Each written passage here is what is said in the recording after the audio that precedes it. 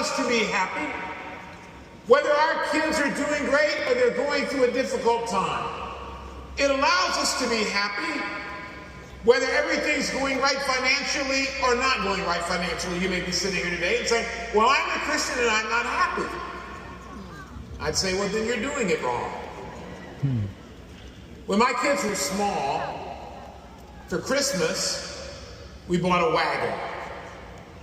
A little wagon for them to play with. So I'm sure there are many dads who bought wagons for their kids and put them together, and I was going to put it together. Now, no one has ever confused me from 5 to 12, but I don't want to have anything to do with them after 12. He said, because after 12, they all think they know everything and they don't listen to anything. Now, you and I both, we all know that continues into the 20s, 30s, 40s, 50s. We got some 80-year-old people in here, you think you know everything too. We all think we know everything, but that's the problem. And it never occurred to us, we live in a country that blames God for everything bad and gives him credit for nothing good. We live in an amazing country. Human beings take credit for, people take credit for the doggone weather when it's good. It's like, what did you have to do with the weather? People take credit for everything and give God credit for nothing unless it's a problem. And you may think that way. But you know what the real problem is? We think we know how to be happy. And the evidence in science, you need observable facts to prove something's true or prove something's false. And what we have to do is look at our life and say, am I really happy? Pleasure is not happiness. I love chocolate cake. If I'm eating chocolate cake, I'm happy the whole time. But a couple of days later, when I don't have chocolate cake, I'm not happy anymore. That's not happiness. That's pleasure. A lot of us are confusing pleasure with happiness. We may go on a trip. So I'm going to go on a trip to Europe. I'm going to see all the great nations. I'm going to go to Paris, and I've been there. I don't get it, but I've been there. I'm going to go to Paris. I've been to London. I've been there. I don't get it either. Every time I travel to these places, I just want to come back to America. I'm nothing against them, but we do it better. That's my philosophy. I appreciate them, and we want to support them when somebody starts to conquer them and rescue them. But I don't want to travel. Well, a lot of us, we go on a trip, and we're like, this is the most awesome trip. Maybe I've been to Hong Kong. I've been there. You're like, I've been there. I've seen it. But you know what? After you leave and you come back home, your job didn't change. It wasn't like they go, oh man, you've been to London. We need to promote you. Your looks didn't change. It's not like you're talking about, oh man, you look, what happened? You're so radiant. No, that didn't happen. Your weight didn't change. You're still the same weight you were before. Maybe a few more pounds heavier if you went to Paris. I meet people, talk to them, and I go, I relate to you. They're so excited when they get back from that fun thing. Oh man, we had such a great time. And they're posting pictures and telling everybody, because part of being happy is making other people jealous. And that's the important part of it. It's like, it wasn't that great, but I'm going to post all these things. See, I'm by the old. Get better when you saw Susie was angry that she didn't get the That's not happiness. Las mujeres. Problem is, we think we got it figured out, but I know I'm sitting in a room, not sitting in a room, I'm sitting outside with a group of people who are like me. We have a lot of days when we're not happy. We have a lot of negative thinking in our head, but we're not happy. And I know we're at church, and usually we want to get away from these moments, but I'm telling you, if you'll sink your teeth into this with me for a little bit and understand the source of unhappiness and then follow God's formula for happiness, I guarantee you, you will live here a happier person, and if you decide to become a Christian, you will sustain that happiness.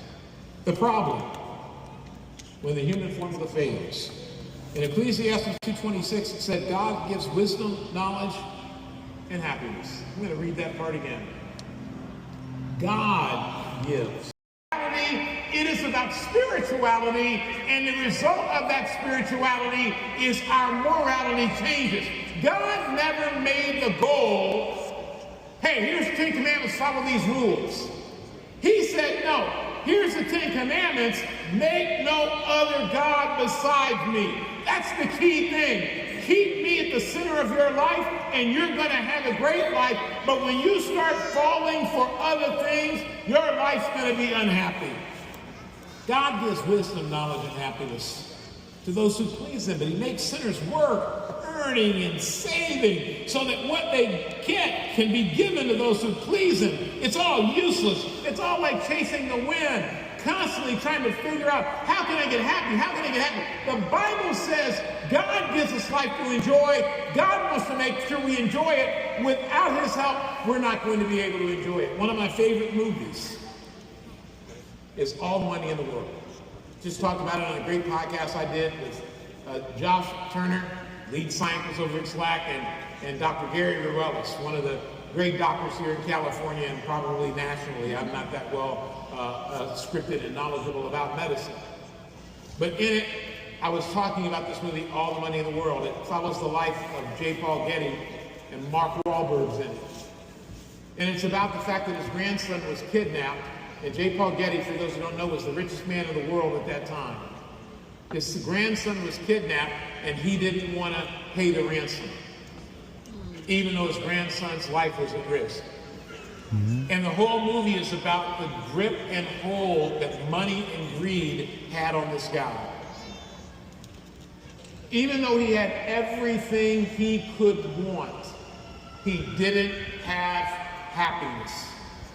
You and I know this is a great challenge for our lives. We are constantly struggling with, why am I so depressed? Why am I so down?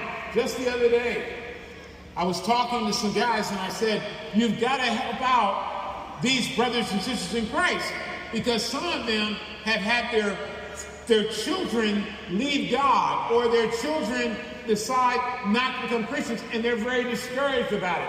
A lot of times we don't want to talk about our level of discouragement. We don't want to talk about our level of sadness. We want to drink it away, smoke it away, pleasure it away, travel it away, and yet still we end up in the same place, completely unhappy, 6 weeks later or 6 years later. Happiness cannot be controlled by human beings. Happiness is a gift from God. Dr. Laurie Santos out of Yale, one of my favorite people to follow in the podcast, Seeing Happiness Isn't Luck, It's Science. Here's how to use it. And here's what she said. She's had the most popular class at Yale for years about how to live life, and all the students go there. Right now, nationally, more than 60% of students report being so anxious that they can't function most days. More than 40% say they're depressed. More than 1 in 10 is seriously considered suicide in the last few months. If you're sitting around a teenager right now or a college student right now, there's a better chance they're depressed, anxious, or suicidal than they've got a GPA that's going to put them on the honor roll. And there are a lot of us as parents, we just want to toss those kids off and say, send them to a therapist, instead of trying to figure out and understand what's missing in my daughter or son's life. I talk about it a lot, but Howard Kuhn, his brother Ron Kuhn, I asked Howard, he's one of the Christians in our church, a great teacher at the Hope Technology School. I said, hey, can I get together with your brother? His brother unfortunately passed away some years ago. But he was one of the professors at Fresno State in counseling. And I sat down and I said to him, I said, I'm trying to understand how to work with people in church who have mental health challenges and how to make that all work. I don't think I should be in the mental health department working with people in that, because that's not my profession, but I've got to know what to do. And he went through a lot of things with me. One thing he told me stuck with me. He said, Russ, one of the things I try to tell all my patients is this: we can give you medication, we can give you therapy, but at the end of the day, there's nothing on earth that will completely take away your anxiety. I think there are a lot of people who think if I get that pill, if I go on Instagram and I learn about what they're teaching on Instagram, and if I can take enough drugs, then it'll all of a sudden be gone. Guess what? There are a lot of us who don't have a clinical diagnosis for any kind of mental health problem, and we're anxious all day long. Anxiety is part of the human condition. What mental health treatment does is allows you to get to a baseline where you can be like everybody else, which means you've been treated, but you're still going to be anxious. And who takes away that anxiety? That's what God is for. And too many times in the world, we have replaced God with philosophy, psychology, with all kinds of little quotes from our favorite famous people. And we don't go, wait a minute, out there. Lori Santos said, I took over running a college at Yale. She was running it. And I thought I was going to be hanging around with all these happy college students that were so fired up and loving life. I thought they'd be having parties. And she goes, almost every kid I dealt with came in stressed out, depressed. She goes, this is not from the pandemic. This is a generational thing. Generation Z and the young millennials are in trouble in their emotional health. But the thing is, it's not being offered to them. It's God. And some of you sitting here today, you're in trouble. I'm not mad at you, but you're in trouble and you're not seeking help. I'm not talking about with your mental health. I'm talking about your life.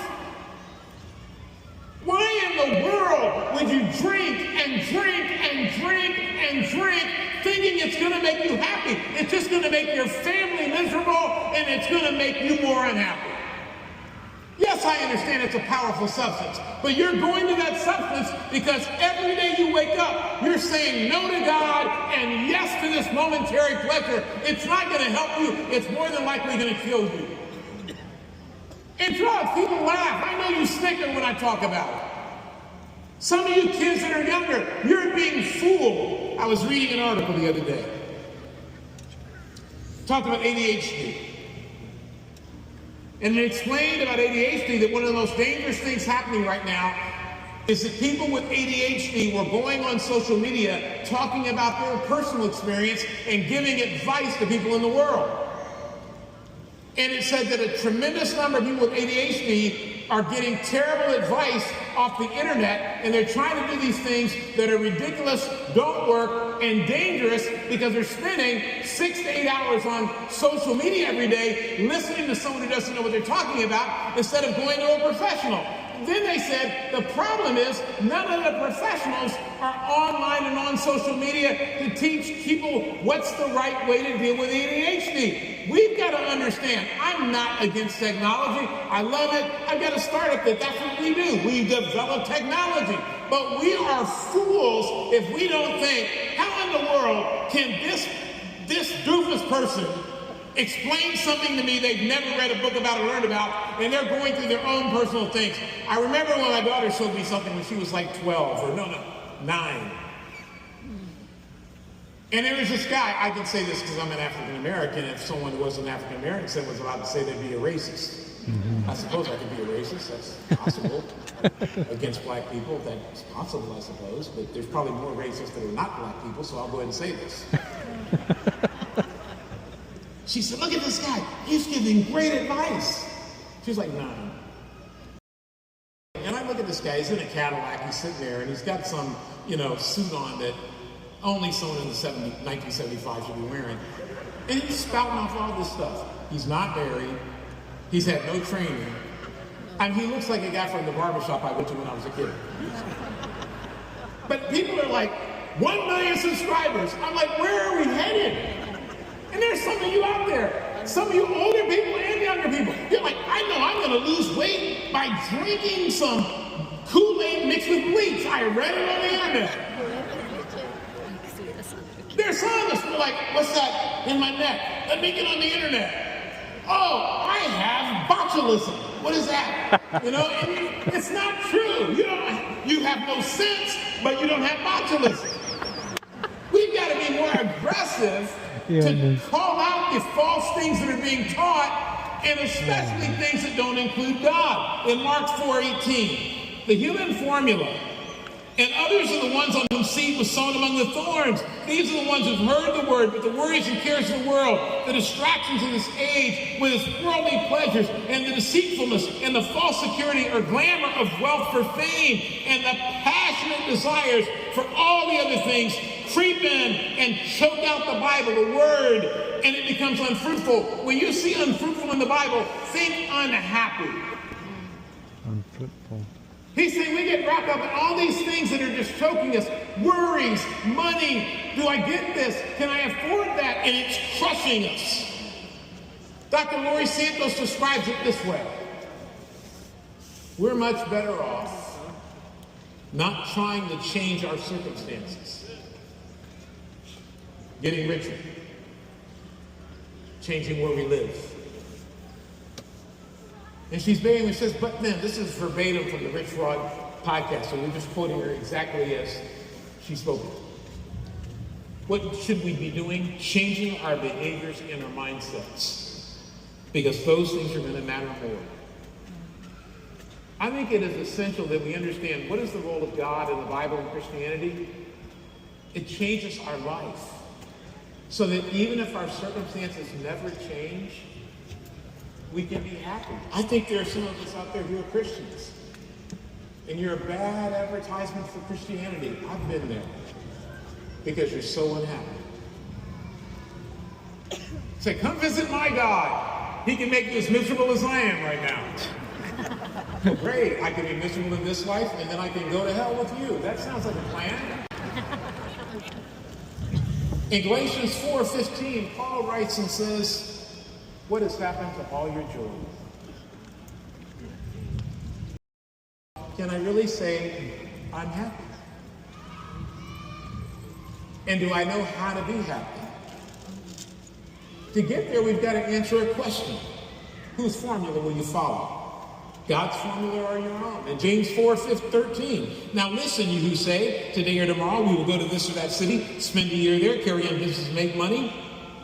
Why, you do not even know what will happen tomorrow. What is your life?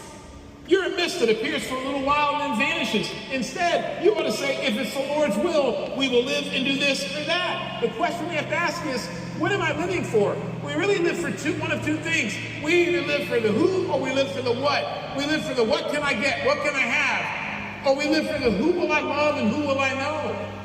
And what James is saying is he's saying, what is your life? Can you really look at your life and say, this is really making me happy? Wall Street Journal conducted a poll with the University of Chicago in 2023, and those were good times in America. We were happier in 2023 than we are today.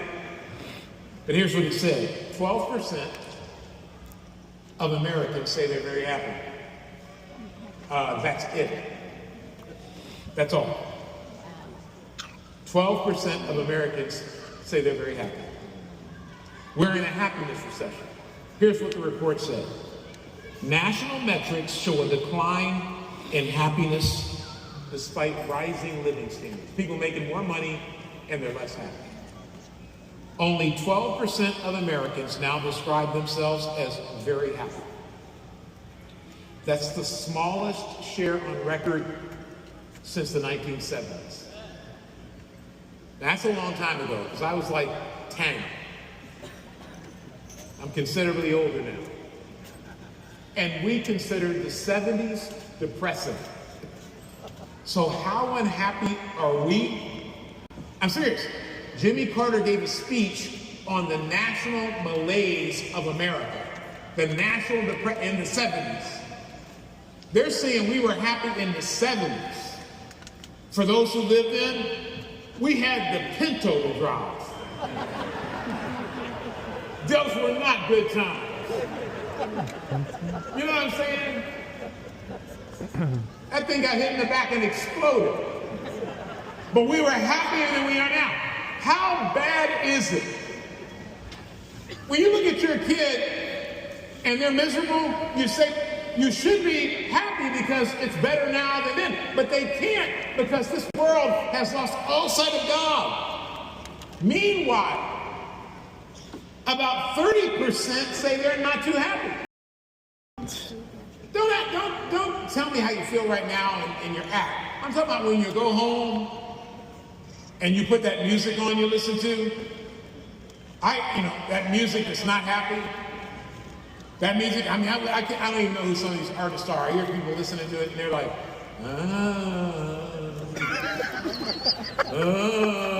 I'm like, what is that? Oh, that's some new stuff. That's some new stuff. That's what young people do. It's the new stuff. You have to be able to hear it. Now, I'm too happy to listen to that. Suck my soul down. I don't want to listen to that. Let's put on some Bruce Springsteen so I can get happy, put a smile on my face. Maybe some James Brown, anything, whatever. I'm serious. And they think because it's got a bass beat, boom, boom. That's the thing of kind of making a horror movie to me. I'm like, no. I don't know. But you got to look at the music you listen to. When you listen to unhappy music, it's a reflection of how unhappy you are. We'll get to some new music in the next year's sermon. Meanwhile, about 30% say they're not too happy. The largest level in 50 years. It is the first time in 50 years 30% of Americans said, I'm not happy. Whose formula will you follow? The answer? It really comes down to God's happiness formula. And that's where Luke 12 comes in. I'm going to tell you about a guy just like you and me. I used to think I was happy because my GPA was in the right place. I was on our roll. Had a girlfriend. That's important if you're a guy. You need a girlfriend. I had my own happiness formula. GPA, on a roll, girlfriend, car. Nice college to go to, living in Boston. I had my formula lit right there. And I was even listening to happy music. I was listening, nobody listens to him hardly anymore, he says it publicly, but I was listening to Michael Jackson, Off the Wall. I was like, I want to rock with you. I was like, I want to rock with him. I was into it. Then I added Elvis Costello. Addison. I was into it. I was rolling. I was sitting in my room because I was working on being happy. Then I remember I went to a little Bible study. And they started talking about feelings. I was like, what? See, I suppressed my feelings. The way I stayed happy, don't think about that. Just go do this. This is what this guy was like. Someone in the crowd, Luke 12:13, someone in the crowd said to him, teacher, tell my brother to divide the inheritance with me. You know how it is if someone passes away? I've had people die in my family. People start thinking about who's going to get the money. That's just how it is. And these dudes were that way. And back then, the oldest, you would get nothing. Back in the day. So the oldest got to be, so this is clearly the youngest is going, wait a second. And he figured, he heard about this guy Jesus, he had did miracles, so he thought maybe Jesus can do a miracle and get me some cash. So he said, Jesus, tell my brother to give me some of that cash. And what did Jesus say? Man? I like how the Bible says Jesus said man. It's like he lives today. Man, brother, what? Don't be bringing me into your family problems. Jesus is just like you and me. He's like, I don't want none of that. You guys got family dysfunctions and junk. Jesus, but man, who appointed me a judge and arbiter between you? Then he said to them, well, let me give you a little advice. Watch out. What?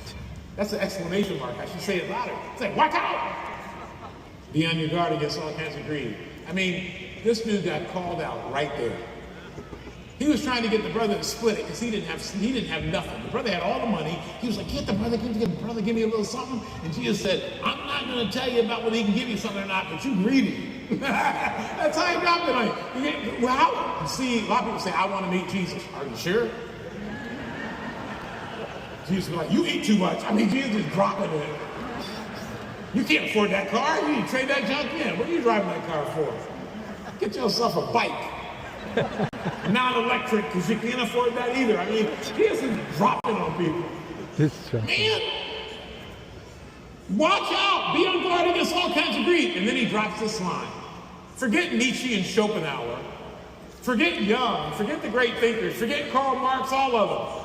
Forget Hamilton, whether it's the Hamilton in the Broadway play or the real one. Forget all of them, because Jesus drops this dime. Life does not consist in an abundance of possessions. Just like that.